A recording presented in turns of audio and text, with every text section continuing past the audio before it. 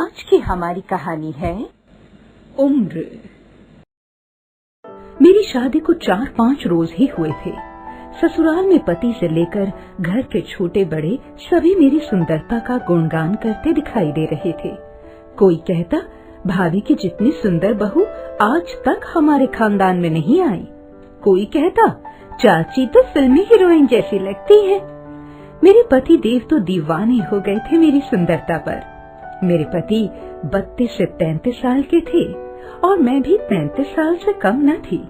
मैं लगभग उनकी हम उम्र ही थी। मेरे खान पान और खुश मिजाज स्वभाव के कारण वास्तव में मेरी उम्र 23 से 24 साल से ज्यादा नहीं लगती थी। वैसे भी सुंदरता उम्र को कुछ साल छिपा ही लेती है। मेरे सास ससुर, जेठ जेठानी और देवर सब मेरी सुंदरता और मेरे अच्छे स्वभाव के कारण मुझसे प्रभावित थे। शादी के कुछ हफ्तों बाद मैं अपने पति के साथ हनीमून के लिए रवाना हुई। हमने मुंबई से दिल्ली का रिजर्वेशन करवाया।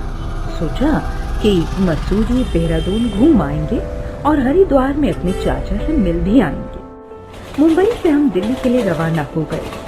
अगले दिन लगभग 17-18 घंटे का सफर करने के बाद मथुरा का स्टेशन आया। वहाँ से जब ट्रेन दिल्ली के लिए रवाना हुई, हमारी सीट के पास फर्श पर कोई कमजोर सी बूढ़ी औरत आकर बैठ गई। उसे बैठे हुए कोई 10 मिनट भी नहीं हुए होंगे कि टीसी ने उसे डांट कर उठाया। बूढ़ी औरत अपनी पोटली समेट कर उठने लगी। मैंने टीसी से रिक्वेस्ट की कि बुजुर्ग महिला है, हमें कोई आपत्ति नहीं है, आप इन्हें यहाँ बैठे रहने दीजिए। टीसी आगे बढ़ गया। उस बूढ़ी और कमजोर महिला की निगाहें मेरी तरफ उठी। शायद वो आंखों ही आंखों में मेरा शुक्रिया अदा कर रही थी। मेरे पति बराबर में बैठे किसी नॉवल को पढ़ने में खोए हुए थे। वो कमजोर और बूढ़ी औरत लगातार टकटकी बांधकर मुझे घूरे जा रही थी। कुछ देर बाद जब मैंने देखा तो भी वो मुझे घूरे ही जा रही थी। सच मानिए, उसका लगातार मेरी तरफ टकटकी बांधे घूरना मुझे अखर रहा था। वो शक्ल से भी कुछ डरावनी सी लग रही थी। सिर के बेतरतीब बिखरे खिचड़ी बाल, मैली कुचैली साड़ी, पैरों में टूटी हवाई चप्पलें, फटी हुई एड़ियां, झुर्रियोंदार चेहरा, दोनों गाल अंदर धंसे हुए जिससे चेहरे की हड्डियां काफी उभरी हुई महसूस हो रही थी। गर्दन पर भी काफी झुर्रियां थी। उसका खुला हुआ मुंह जिसमें लंबे और पीले दांत थे जिनके बीच काफी फासला महसूस हो रहा था।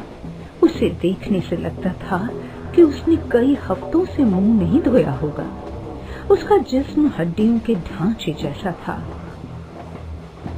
क्या बात है? मैंने चेहरे पर नाराजगी जाहिर करते हुए उसे टोका। तुम शीला हो? उसने उसी स्थिति में बिना नजर हटाए सवाल किया। उसके मुंह से अपना नाम सुनकर मैं चौंक सी गई। मेरे पति ने भी अपना नॉवल बंद किया और वो भी उस बूढ़ी औरत की ओर देखने लगे। हाँ, मैं शीला ही हूँ, लेकिन तुम मुझे कैसे जानती हो? मेरे अंदाज में थोड़ी सी नरमी आई। तुम रामपुरा में रहती थी ना? उसने फिर सवाल दागा। हाँ, मैंने जवाब दिया। और मैं मिर्जापुर में रहती थी। मिर्जापुर? हाँ, हमारे गांव के पास ही है। फिर वो बूढ़ी लगातार मेरी तरफ देखते हुए मुस्कुरा कर बोली, शीला, तुम मुझे पहचानी नहीं? मैंने उसके चेहरे को काफी गौर से देखा। मैं उसे पहचानने की कोशिश करती रही, लेकिन मैं उसे पहचान ना सकी। माफ कीजिए, मुझे कुछ याद नहीं आ रहा है। आप खुद ही बताइए। तुम हमारे गांव के स्कूल में पढ़ती थी? बूढ़ी ने हंसते हुए पूछा। हाँ, तुमने 8वीं क्लास भी वहीं से पास की थी? हाँ, मैंने 8वीं क्लास वहीं से पास की थी। क्या तुम मुझे अब भी नहीं पहचान पाई? कहकर वो मेरे चेहरे को पढ़ने के अंदाज में देखकर मुस्कुराने लगी। मुझे याद नहीं आ रहा है, आप ही बता दीजिए। मैं गायत्री तुम्हारी क्लास में पढ़ती थी, और जब तुम उसकी बात पूरी भी न हो पाई थी कि मेरे पति सहित वहां बैठे सभी लोग खिलखिलाकर हंस पड़े। मैं भी जबरदस्ती की हंसी के साथ उनके साथ हंसने लगी। उसके बाद उसकी बात झूठी समझकर सब बारी बारी से उसका मजाक उड़ाने लगे। आंटी, आंटी आपकी उम्र क्या है? कोई कहता। मुझे तो लगता है आंटी आप 35 साल से ज्यादा नहीं होंगी। मगर वाकई सच्चाई यही थी कि वो गायत्री ही थी और वाकई उसकी उम्र 35 साल से भी ज्यादा न थी। ये बात मैं जानती थी।